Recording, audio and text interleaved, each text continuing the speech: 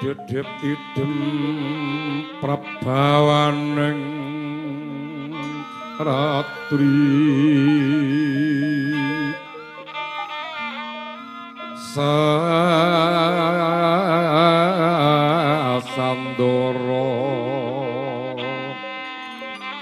wis manjra kawuryan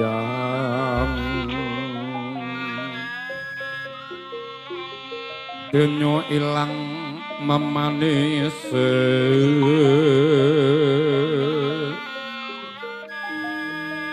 manggap sri nateng dalu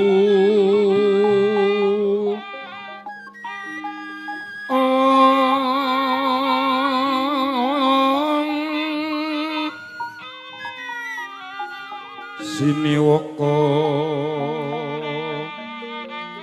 sangya prodase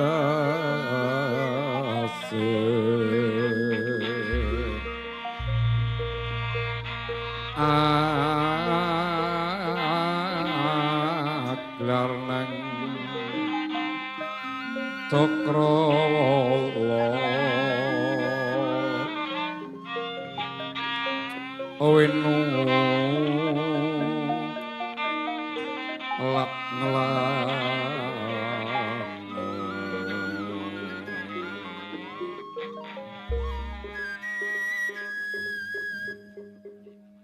kinuteng kuteng tansah bisa lelati narebuka rasa tentrem ngayomi pujiku tata susila dadi tepa tuladha sadake iku sarawake kudu dibati sae kudu kataya Lurilu ureng kabudayan pinulatsa nebung samansa rahayu muda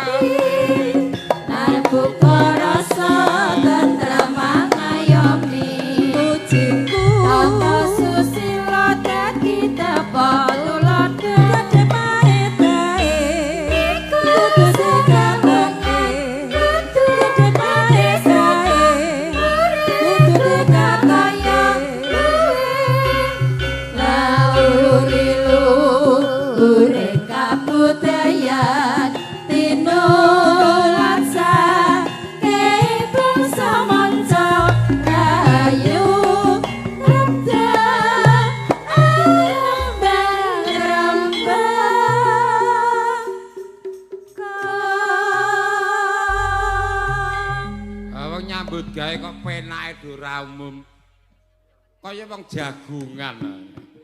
Lah kepiye to Kang Mas? Jenengan ki kok sajak nek kancane kepenak kok ora trima. Mbok aja ngono to Kang Mas. Jenengan ning omah ra iso menakne, bareng ning kene dipenakne karo Pak Sutar kok jenengan sajak cemburu. Iki apa sing jenenge Riri kae? Kudu. Ora kathok-kathok. Ri, apa?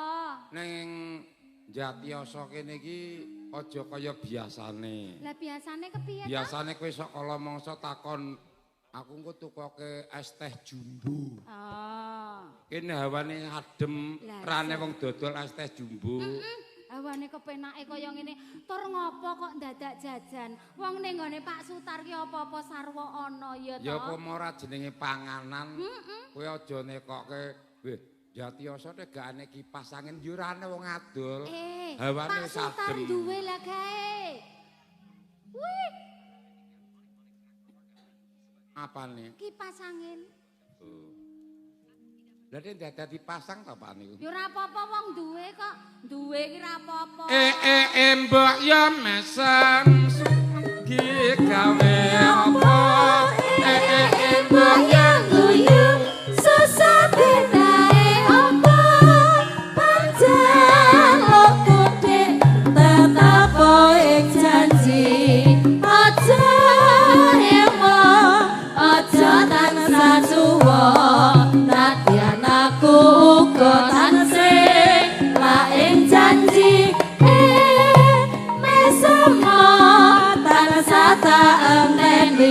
yo bareng anguti luhure kagunan watone umaman mesti kasembatan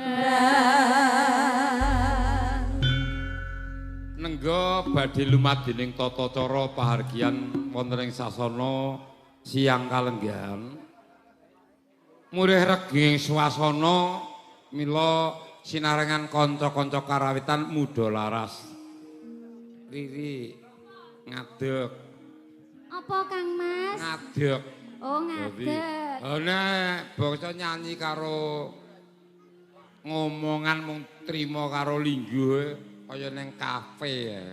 Oh iya, dadi nganggo ngadeg ya Kang Mas. Mumpung larase Slendra Sanga nggih gawe Ki Rama Gecul lagune Kacu Kuning. Oh, iki urung-urung tek wis kacu kuning to Mas. Ora apa-apa. Nggih. Aku manut jenengan yo. Biasane ra tau manut iki aku tak manut. Bawa. Karena situasi dan kondisi. Oh iya. Iya.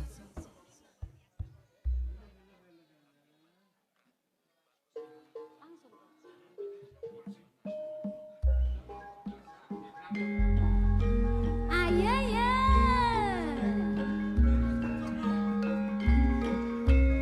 Pangapunten Bapak Ibu ingkang lenggah wonten ing ajeng. Mbah bilih kula sak kanca kangge kirang trapsila. Ora apa-apa, Kang Mas.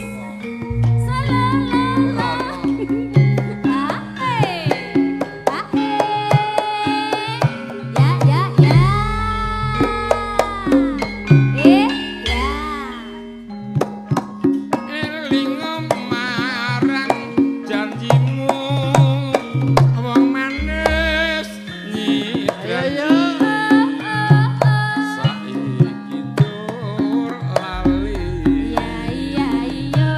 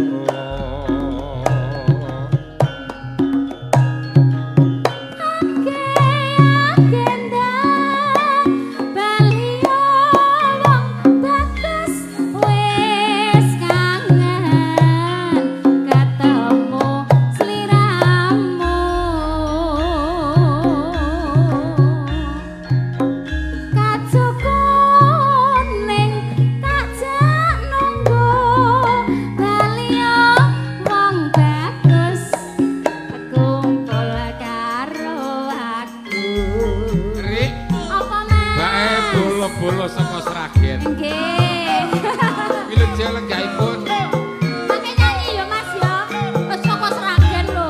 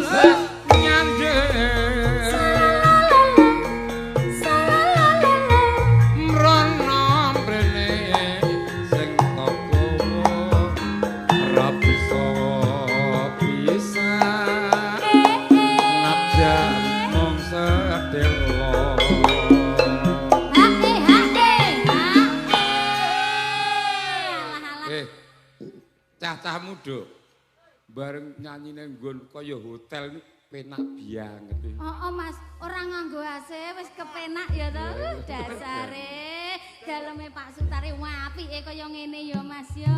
Kowe pirsa. Apa? Dadi aku karo kowe iki kagolong dadi pangimpene. Cara-carane iki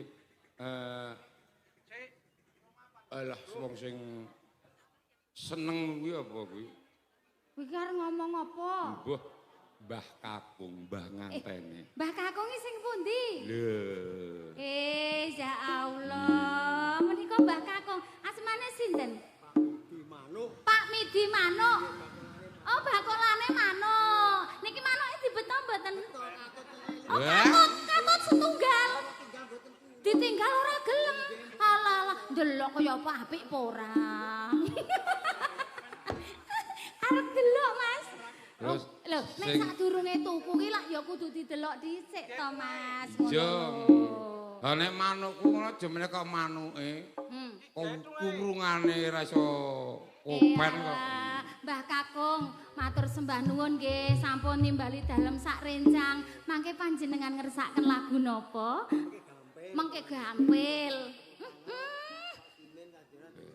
Nggih. Wong wedok oleh mak-mek. Ngopo tek Wong rantuk wedok iki ya ora apa-apa karo Mbah Kakung dhewe. Ada harga dirine Karo Mbah Kakung ki ora apa-apa ya Mbah ya. Jase enggal ta menika. Jase anyar. Mboten. Oh. Lah Riri. Piye? Lah apa-apa nek mboten kupluke iki anyar kan. Ora, dasare nek sing nganggo ki piyayine ganteng, jase ora anyar ya wis ketok ganteng ngono lho. Ipo mesti nganggo aku ngono. Jak ngoten niku kula, anak kula lanang niku njalukmu sik endi, Mbah ngono. Mbak Simin kae, lanjut ya Mbak Rini, bae kan sak rombongane kae rombongan Mas Simin, engko kae kan gayeng kula ngoten. Nggih. Lah matur sembah nuwun nggih Mbah. Iki sing dikersake karo Mbah Kakung iki Pak Simin karo yoga-yoga ora pati penting. Iki rong rampung. Ning yogane ya kudu kae, ya kudu mudha laras kae, ngono Mbak Kakung. Oh, yogane nggih kedah mudha laras. Iya. Oh, Lah, iki nyuwun pangapunten kanca-kanca dados alah men rumangsamu. Alhamdulillah nggih Mbah nggih, matur nuwun yo Mbah yo. ditutuk mesena. Iya. Ake ndang baliyo wong bagus wis kangen ketemu siramu kacokon ning pajan nunggu baliyo wong bagus kumpul karo aku ya matur sembah nuwun sampun Kang Mas Simin. Dadi ora ngomongke kowe karo Ibu Waranggana, Leni karo Rini yo kepareng hadir. Pokoke Mbah Kakung kita sindene iki ya pilihane Mbah Kakung kabeh, yogane ya Mbah Kakung, terus sotenge iki sing milih ya Mbah Kakung. Lah MC-ne? Iya termasuk jenengan. Oh, tak Pokoke kira request Mbah Kakung kabeh.